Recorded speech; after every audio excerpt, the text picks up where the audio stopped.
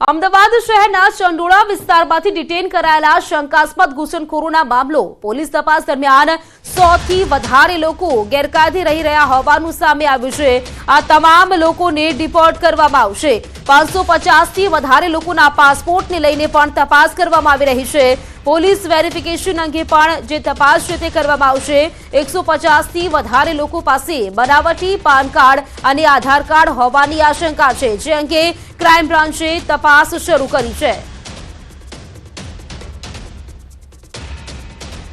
આ વિશે વધુ જાણકારી મેળવીશું। મારા સંવાદદાતા ઋત્વિજ સોની મારી સાથે જોડાઈ ગયા છે, તેમની પાસેથી માહિતી મેળવીશું। ઋત્વિજ, અમદાવાદની વાત કરીએ, ગઈકાલે 800 થી પણ વધારે જે શકમંદો છે બાંગ્લાદેશી, તેમની જે અટકાયત કરવામાં આવી હતી પૂછપરછમાં, જે મોટો જે તપાસમાં ખુલાસો થયો છે, જાણકારી શું આ મામલે વધુ?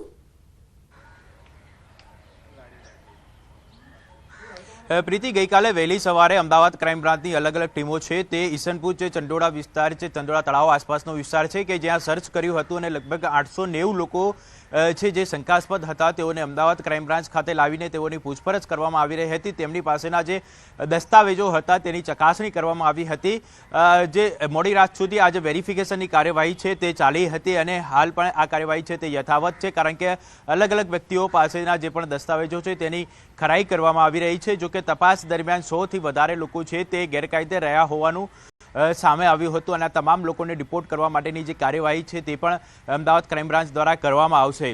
ઉપરાંત મહત્વની બાબત તો એ છે કે જે આ વિસ્તારમાં રહેતા લગભગ 550 જેટલા લોકો છે કે જેઓની પાસે પાસપોર્ટ હોવાનું સામે આવ્યું છે, એટલે આ તમામ જે હકીકત છે તેની તપાસ કરવામાં આવશે। તેમની પાસેના જે દસ્તાવેજો હતા, કયા દસ્તાવેજોના આધારે તેમણે આ પાસપોર્ટો કઢાવે છે તે બાબતે તપાસ કરવામાં આવશે અને તેમણે જે સ્થાનિક પોલીસ સ્ટેશન લેવલે જે પોલીસ વેરિફિકેશન કરાવ્યું હશે તો જે વેરિફિકેશનની માહિતી પણ એકત્રિત કરવામાં આવશે અને તેમાં જો તેમણે કોઈ બનાવટી દસ્તાવેજો આપ્યા હશે તો તેને લઈને પણ અમદાવાદ ક્રાઇમ બ્રાન્ચ દ્વારા કાર્યવાહી કરવામાં આવશે।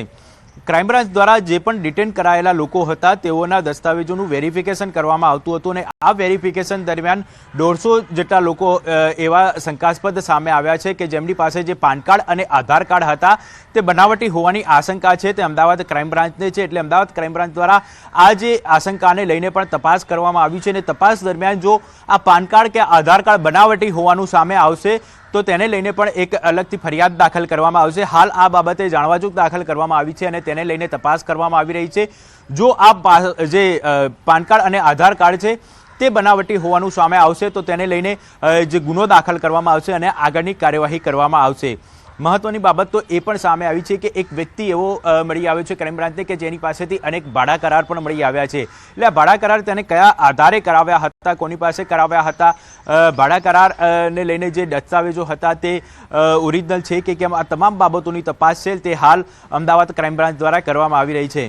એટલે કહી શકાય તો ગઈકાલે વહેલી સવારે જ્યારથી આ ઓપરેશન સર્ચ ઓપરેશન કરવામાં આવ્યું હતું ને ત્યારબાદ તમામ લોકોને ક્રાઇમ બ્રાન્ચ ખાતે લાવવામાં આવ્યા હતા અને તેઓના દસ્તાવેજની વેરિફિકેશનની કાર્યવાહી છે તે અમદાવાદ ક્રાઇમ બ્રાન્ચ દ્વારા કરવામાં આવી રહી છે। બિલકુલ પૃથ્વીજ, આભાર આપનું જાણકારી આપવા માટે।